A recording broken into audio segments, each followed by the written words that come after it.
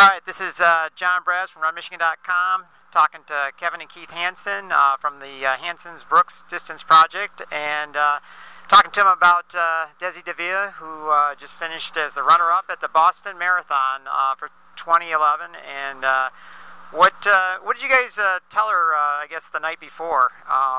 Anything special?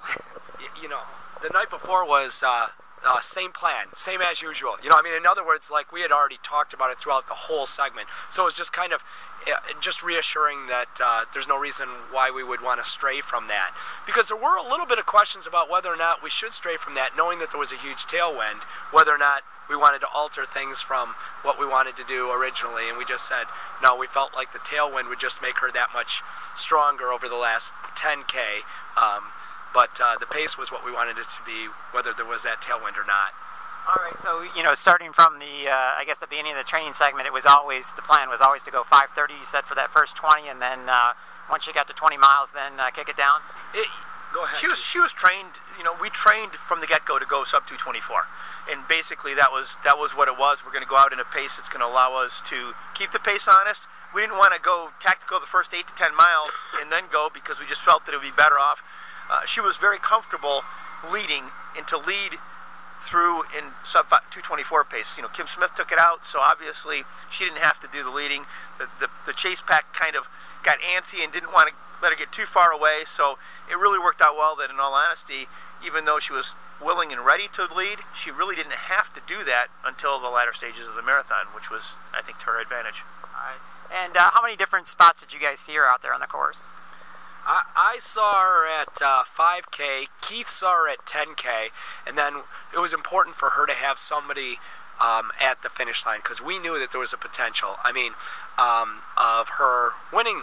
And so we, normally you say, well, that's a place where you can do the least amount of coaching. So we usually kind of ignore the finish line and have somebody else just tell us what happens at the finish line, and we're not there. But we thought it would be important for one of us to be there, because she'd probably be doing interviews and things like that afterwards. So Keith went from the 10K to the finish line. I went from the 5K to 14 miles, and then I saw them at 14.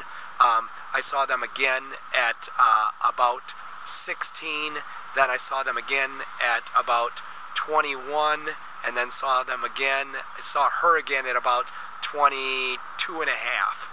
So, and then from there it was, the interesting part was when I saw her at 22 and a half, they had just broken the third Kenyan, so it was down to a group of 3, her and 2 Kenyans, and she heard me, saw me there, looked over, acknowledged me, and kind of gave me the smile like, we're where we want to be right now. So I knew that it wasn't like a panic, like, oh gosh, what do I do now? Oh gosh, it was like more of exactly what we talked about. So I was extremely excited at that point, knowing that where her mind was at that point in the race. And I guess, you know, overall for you guys, this has to be just, I mean, incredible to, you know, you already had Brian Sell qualify for the Olympics. Now you had, you know, basically Desi, I mean, right there, you know, with a chance to win at the Boston Marathon. So, I mean, I'm sure from what you guys started out with this project and program that you wanted to do with it, I'm sure you've accomplished those goals, right? Well, we're real proud of the fact that, you know, people felt that Americans could not compete on a world level, and certainly, you know, it's been great step by step, like you said, to make the stops and get somebody on the Olympic team. And now we've got Desiree competing in the Boston Marathon, the biggest marathon in the world, or the most prestigious marathon in the whole world, and competing down the stretch for the win. So certainly we're very excited about her putting herself in that position. You know, obviously there's other great marathons, but there's something special about Boston, so we're excited about her doing that at Boston. I think Desi said it best earlier, and that is that, you know, we're pleased but not satisfied. She's not satisfied with where she is right now. There's still more there, and she knows that. So it's not like, you know, nothing's been checked off the life bucket list yet. So it really, I mean, and with the progression of the program, it's kind of interesting, because in 2004, I'll never forget when Brian led and the Olympic trials for a good portion of the race, and then we had 2 guys, both Trent Briney and Clint Viren, finished 4th and 5th. And in a press conference afterwards, someone asked Keith, hey, did you ever think that the program, is this the pinnacle for you guys? And we said, no, we're very pleased with where it is. And I think this each time it gets more exciting, but we're still not satisfied. I mean, overall, like you said, I think when you guys started this program, I mean, basically U.S. distance running was after the 80s, when we had, I guess, people out there all the time with Bill Rogers, Alberto Salazar, Joan Benoit, all these people, and then all of a sudden in the 90s, it didn't seem like it was the same thing for U.S. distance running. And I mean, you guys got to be proud that you guys have helped this, where we're back now. And I think, when any time, especially in the marathon, it seems like when any, U.S. person steps into that marathon, they're going to be, any of the other countries are worried now. As a running geek, I was somebody that was following it closely in the 70s and 80s, and so I was well aware of every one of those people, and I would scour results for just those people and so on and so forth. So for us, yeah, the 90s were a depressing time. There was no home team. It's like taking a professional team and moving it out of your city. It's like, oh shoot, we don't have X anymore, so baseball or whatever, so for us it was a big deal to try to get back to those things, and that was definitely a goal from day one. I certainly, that's competing on the international level and knowing that Americans can do that, and certainly you're right. We've seen some great performances from Americans over the last decade. Dramatically improve over the last decade is a better way of saying it. And certainly the marathon is one component, but these 10,000 meter and 5,000 meter, and so yeah, it's been a dramatic improvement. It's much more exciting to be a fan of American distance running than it was a decade ago. So. And like you said, I mean, I know for Desi, definitely, I think finishing second was not a goal that, it's like always you want to do well, but I'm sure for her it's to win, whether it be Boston or Olympic trials or whatever next race she has. So what do you guys do now after this runner-up position to get ready for the Olympic trials? Because I know that's one of the problems too, is that no matter how well she did there, she still has to run a great race at the Olympic trials.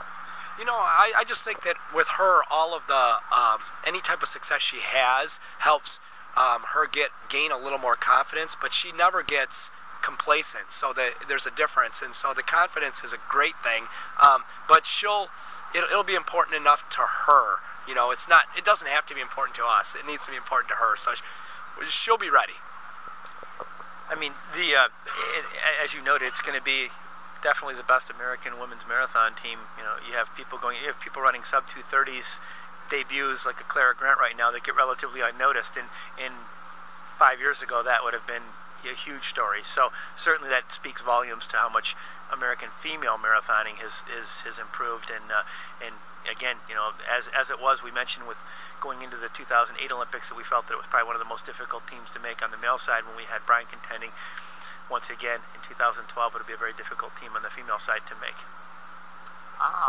Yeah. So, and I know, you guys, as Desi was just mentioning, she's gonna, it looks like, try to run the U.S. Championships this summer for outdoor track. When will you guys actually get ready to start looking forward to Houston then?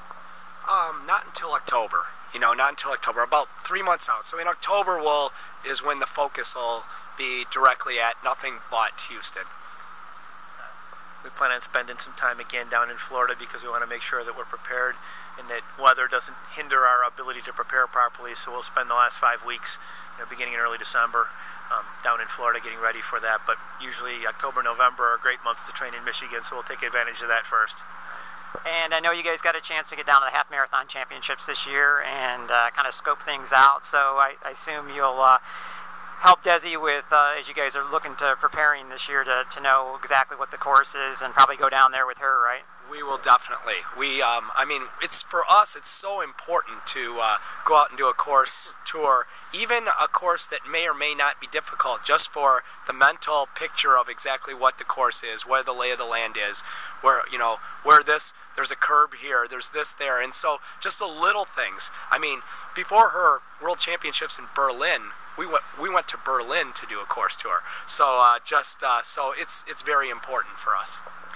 Desi's somebody that's gotten the most out of those course previews, and so obviously we see it works, and we will do it, probably more than once going into Houston, just to get her familiarity with that and let her have a good mental image that she needs to have. It helps us put together our simulator course as well, which will be something we'll be doing. All right. Well, again, just like to thank you on behalf of RunMichigan.com, and you guys, like I said, was exciting. I know on Monday, at least for myself, well as I think everybody else that had a chance to watch that race. So I'm gonna say Desi definitely helped, I guess, bring some fun back to watching a race and watching an American right there, in the thick of things, going right down the last stretch. It's nice to know that it can happen in Michigan is the thing. So that's the one thing we're real proud of too, is the sense of Michigan. There's a lot of good things happening here, and sometimes we get beat up nationally and we don't deserve it. So it's one more thing that hopefully Michigan can brag about. She gets the great honor this coming Tuesday of throwing the opening pitch out at Tiger Stadium, which, Desi grew up in California, but she's certainly embraced the area, and she spends a lot of time in northern Michigan in the summer, and she really enjoys the state, so she's definitely become a Michigander now. All right, well, thank you very much.